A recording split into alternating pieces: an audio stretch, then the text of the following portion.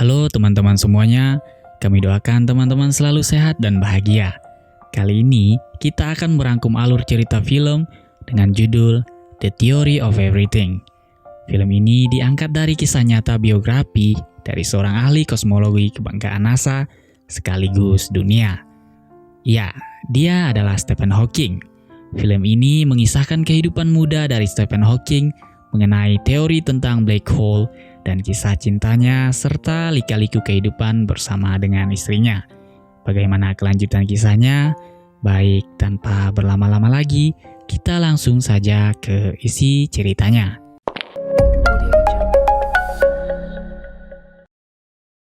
Pada suatu hari, ada dua orang pria berkacamata sedang mengayuh sepeda bersama temannya. Dia adalah Stephen Hawking muda dan temannya Brian. Pada waktu itu, mereka berdua sedang terburu-buru menuju sebuah pesta. Mereka berdua saling beradu balapan mengayuh sepeda ontelnya untuk sampai terlebih dahulu. Saat sudah sampai di pesta itu, mereka berdua sedang membicarakan topik yang akan ia angkat dalam tesisnya. Lalu, secara tiba-tiba, ia melihat seorang gadis cantik yang tengah berdiri di ujung bersama dengan temannya. Wanita itu bernama Jane Wilde. Saat itu, Jane bertanya kepada temannya mengenai pria itu. Temannya itu mengatakan kalau ia adalah Stephen, seorang yang jenius sekaligus aneh. Stephen memberanikan diri untuk menyapanya. Singkat cerita, mereka berdua pun berkenalan dan berbincang bersama. Sebelum pergi, Jane memberikan secari kertas yang di dalamnya terdapat nomor telepon Jane di sana. Seperti pemuda pada umumnya, ia bersenang-senang dengan teman-temannya. Hingga pada suatu saat di bar, ia melihat nomor telepon yang diberikan Jane tempo hari. Ternyata, Jane juga berada di bar itu. Stephen kemudian mengajaknya untuk bermain kriket. Tetapi Jane menolak karena ada suatu urusan. Di situ Stephen mengira bahwa pria yang ada di sisinya itu adalah pacarnya Jane. Sampai-sampai ia merasa patah hati dan lupa tugas yang telah diberikan oleh dosen pembimbingnya itu. Keesokan harinya di kampus ia berada di ruang dosennya. Namun di saat teman-temannya mengerjakan tugasnya di kertas yang bagus, ia malah mengerjakan tugas itu di kertas jadwal kereta api. Tidak hanya itu, ia hanya dapat menjawab 9 pertanyaan saja. Melihat itu, teman-temannya terkejut dengan dirinya. Karena orang sejenius Stephen pada saat itu tidak menyelesaikan tugasnya dengan baik. Akhirnya sang dosen membawanya ke dalam ruangannya. Oh ya, dosennya ini bernama Dennis. Di situ Dennis bertanya kepada Steve mengenai tema apa yang akan ia angkat untuk tesis gelar doktornya nanti. Tapi ia belum sama sekali mendapatkan ide. Sang dosen kemudian membawanya ke salah satu ruangan yang dahulu digunakan oleh G.G. Thomson melakukan penelitian menemukan elektron. Di percakapan itu pula, sang dosen memintanya untuk ikut dalam seminar yang diadakan oleh ahli matematika, yaitu Roger Penrose. Lalu pada hari Minggu ia menemui Jane setelah beribadah di gereja dan menunggunya di luar. Pada saat itu, ia mengundang Jane untuk makan siang di rumahnya. Saat sudah sampai di rumahnya, di situ ada ayah, ibu, dan saudaranya. Pada percakapan itu pula, mereka membahas tentang ilmu pengetahuan dengan Tuhan pencipta alam semesta. Keluarga Steph memang tidak percaya atas keberadaan Tuhan sebelum bisa dibuktikan oleh ilmu pengetahuan. Saat itu pula ia mengajak Jane untuk mendampinginya ke pesta. Lalu ia pun menerimanya. Di pesta itu mereka pun akhirnya menjadi dekat dan telah resmi berpacaran. Tibalah hari keberangkatannya untuk menghadiri seminar itu. Saat akan naik tangga, tiba-tiba ia hampir terjatuh dari tangga itu. Dengan sedikit pincang, ia lalu berjalan menuju gerbong kereta api yang akan berangkat itu. Dan seminar itu pun dimulai. Di situ Roger Penrose menggambarkan tentang awal pembentukan dari alam semesta dan bintang yang membentuk sebuah dimensi yang disebut lubang hitam. Setelah seminar itu selesai, di dalam kereta Steve mendapatkan sebuah ide untuk judul tesis yang akan ia angkat, di mana ia memiliki sebuah ide tentang lubang hitam yang dijelaskan oleh Penrose dengan awal pembentukan jagat raya. Lalu keesokan harinya, ia menjelaskan tentang topik yang akan ia angkat itu kepada Dennis. Secara mengejutkan, ia mendapatkan dukungan penuh dari dosennya itu. Dengan gigih, ia lalu menjabarkan temuannya itu dengan hitungan matematika. Namun, tangannya tiba-tiba bergetar. Lalu, ia berjalan untuk menemui dosennya itu, dan tiba-tiba ia kehilangan keseimbangannya dan badannya pun tumbang. Lalu, ia dibawa ke rumah sakit untuk diperiksa dengan mengambil cairan sumsum tulang belakangnya. Saat itu dokter memintanya untuk menggerakkan jari tangannya, tetapi dia tidak bisa menggerakkan jari-jarinya itu. Setelah melewati beberapa tahap check up, akhirnya dokter menyimpulkan bahwa Stephen menderita penyakit saraf motorik yang menyerang seluruh saraf yang ada di tubuhnya. Dokter mengatakan kalau Steve tidak akan bisa berjalan, berbicara, menelan, dan bahkan bernafas. Tubuhnya akan perlahan kehilangan fungsi sehingga lama-kelamaan ia akan menderita lumpuh total. Dokter juga mengatakan perkiraan umurnya hanya bisa bertahan selama 2 tahun saja. Hari itu ia terus mengurung dirinya di dalam kamar. Tak lama datanglah sahabatnya, Brian, untuk bertemu dengannya. Di situ ia mengatakan penyakit yang ia derita. Awalnya Brian tidak percaya kepadanya dan menganggap itu hanyalah bercandaan saja. Tetapi ia mengatakan bahwa itu benar adanya. Akhirnya ia mengusir Brian dari situ. Bahkan ia juga tidak mau menerima telepon dari Jen. Pada suatu waktu sahabatnya Brian memberitahu kepada Jen tentang penyakit yang Steve derita. Lalu Jen menemui Steve untuk menghibur dirinya dan memberikan semangat kepada Steve. Lalu mengajaknya untuk bermain kriket bersama. Tetapi ia mengusir Jen dari sana. Akhirnya ia pun mau bermain ketika Jen mengancamnya untuk tidak akan pernah menemui Steve lagi kalau ia menolaknya. Dengan terbata-bata, Steve memukul bola dengan menopang tubuhnya yang semakin berat baginya. Ia lalu pergi meninggalkan Jen menuju kamarnya. Di situ ia meluapkan kekesalannya dengan membanting kursinya. Jen kemudian masuk dan mengatakan bahwa ia mencintai Steve, tak peduli bagaimanapun keadaan Steve nantinya. Ia lalu kembali semangat lagi. Dengan bantuan tongkat, ia berjalan menuju ruangan dosennya dengan mengatakan, "Waktu." Iya, subjek yang ia teliti adalah waktu.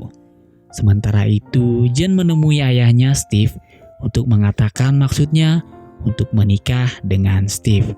Setelah ia menuturkan maksudnya itu, sang ayah sempat ragu dengan keinginan Jen itu.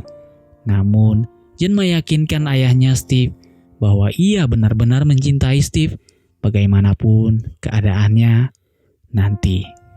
Akhirnya hari itu mereka melangsungkan pernikahan dan dikaruniai seorang anak laki-laki bernama Robert.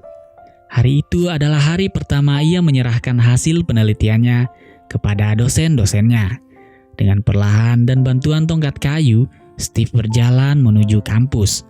Setelah sampai, para dosen kemudian mengomentari tesisnya yang ia buat, mulai dari bab 1, 2, dan 3. Masih memiliki banyak kekurangan. Tapi kabar baiknya adalah di bab 4, para dosen di sana memuji hasil penelitian dari Steve, yaitu lubang hitam, awal mula kejadian waktu. Sangat brilian. Hari itu ia telah resmi menyandang gelar doktor. Lalu pada malam itu mereka merayakan atas gelar doktor yang ia terima. Di situ ia tampak sangat kesulitan dalam memasukkan makanan ke dalam mulutnya. Ia menatap ke arah teman-temannya dan istrinya yang begitu mudah dalam mengambil makanan. Lalu ia pergi meninggalkan ruangan makan itu dengan perlahan menaiki anak tangga dengan penuh perjuangan. Pada suatu hari, ia akhirnya mendapatkan sebuah kursi roda dari istrinya, sehingga akan sedikit mengurangi beban dalam bergerak. Ia mengatakan kepada istrinya bahwa ini hanya sementara saja. Lalu mereka kembali lagi disambut dengan kedatangan anak baru mereka bernama Lucy. Pada suatu ketika saat Jen akan memakaikan baju kepada Steve, dan tiba-tiba anaknya Lucy menangis. Steve memintanya untuk melihat anak mereka terlebih dahulu. Di situ Steve berusaha untuk memakaikan bajunya itu sendirian. Sambil menghadap Tunku, di sela bajunya tiba-tiba ia melihat arah api. Lalu mendapatkan sebuah ide mengenai teori yang akan ia buktikan kepada dosen-dosennya. Dengan cepat, ia lalu pergi ke kampus untuk menemui dosennya dan para ilmuwan di sana mengenai temuannya itu. Ia menjelaskan dengan perlahan kepada semua tokoh di sana. Namun setelah menjelaskan mengenai teori itu, beberapa orang menganggap bahwa itu hanyalah omong kosong.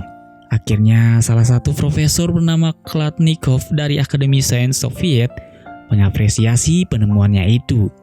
Dan buku-bukunya pun akhirnya diterbitkan, yaitu dengan judul Hawking Radiation. Ia lalu mendapatkan hadiah kursi listrik dari istrinya. Hari demi hari, kini anaknya Robert dan Lucy menjadi sangat aktif. Dan di situ Jen mulai kesulitan dalam mengurus mereka. Sementara ia masih harus menyelesaikan studinya. Pada suatu ketika setelah liburan ke rumah orang tuanya, di dalam mobil, Jen mengatakan bahwa ia tidak sanggup mengurus keluarganya sendirian. Saat di gereja, ia lalu bertemu dengan Jonathan, coach paduan suara di sana. Setelah pertemuan itu, Jen kemudian memintanya untuk mengajari anaknya bermain piano. Pada suatu malam, Steve mengizinkan Jen untuk merekrut orang dalam mengurus keluarganya. Lalu pada suatu waktu mereka berlibur ke pantai. Kali ini dia dibantu oleh Jonathan. Setelah beberapa waktu, keluarga Steve pun menjadi sangat dekat dengan Jonathan. Bahkan ia juga mengurus Steve untuk membantu Jen. Semakin hari hubungan keduanya semakin sangat dekat. Hingga pada suatu waktu di gereja, ia mengatakan kepada Jonathan bahwa ia sedang hamil dan melahirkan anak laki-laki lagi. Steve diundang ke opera Bordeaux atas penemuannya itu. Sementara ia meminta Jen mengajak anak-anaknya untuk berlibur dengan ditemani oleh Jonathan. Dan mereka pun berangkat berkemah. Namun setelah sampai di acara itu, Steve mengalami batuk berdarah dan harus dilarikan ke rumah sakit. Jen dan anak-anaknya langsung bergegas menuju rumah sakit itu. Kali ini kondisinya semakin parah dikarenakan ia menderita radang paru-paru sehingga harus menggunakan mesin agar ia bisa bernafas. Namun ia tidak akan sadar. Lalu Jen meminta dokter melakukan berbagai cara supaya ia bisa sadar dan akhirnya didapatkan suatu solusi bahwa dengan terpaksa para dokter harus melubangi tenggorokan Stephen untuk membuatnya bisa bernafas. Namun konsekuensinya ia tidak akan bisa berbicara. Dengan resiko itu, Jen menyetujuinya. Sebelum berangkat, Jen mengucapkan perpisahan kepada Jonathan karena Jonathan sudah tidak lagi membantu keluarganya dan operasi pun selesai. Akhirnya Steve bisa kembali bangun. Untuk bisa berkomunikasi dengan Steve, Jen menggunakan huruf dan warna, yaitu sebuah simbol yang nantinya digunakan untuk berkomunikasi dan untuk mengetahui apa yang ia mau. Ia juga mendapatkan pengasuh baru bernama Elaine. Pada suatu waktu, ia mendapatkan kursi roda yang sangat canggih dan dilengkapi dengan layar monitor di depannya. Sehingga ini bisa digunakan untuk menulis apa yang ia mau dan tanpa harus menggunakan simbol warna lagi. Dengan alat itu pula, sekarang Stephen bisa menulis bukunya. Lalu pada suatu ketika, Jen merasa sedih saat Steve mengatakan bahwa ia akan pergi ke Amerika bersama Elaine. Karena biasanya Steve selalu berbicara dengannya terlebih dahulu sebelum pergi. Jen lalu bilang, dahulu ia mencintai Steve dan telah melakukan yang terbaik untuknya. Setelah keberangkatan Steve, Jen lalu kembali menemui Jonathan. Lalu, akhirnya mereka pun hidup bersama. Sementara di Amerika, Steve berhasil menerbitkan bukunya yang berjudul A Brief History of Time. Saat pertemuan di jumpa pers itu, ia ditanyai beberapa pertanyaan mengenai teori yang ia temukan. Sampai di suatu pertanyaan, yaitu, apa kau punya filosofi bahwa kau tidak percaya Tuhan? Lalu, secara perlahan ia bisa menggerakkan tangan dan kakinya, kemudian berjalan mengambil pulpen yang terjatuh. Tapi ternyata itu hanyalah khayalannya saja. Hingga pada suatu waktu, ia diundang oleh kerajaan Inggris dan mendapatkan gelar kehormatan kebangsawanan. Namun, ternyata ia menolak gelar itu. Dan film pun berakhir. Baik teman-teman, sekian untuk film kali ini. Jujur, film ini sulit bagi saya dalam memahami alur ceritanya.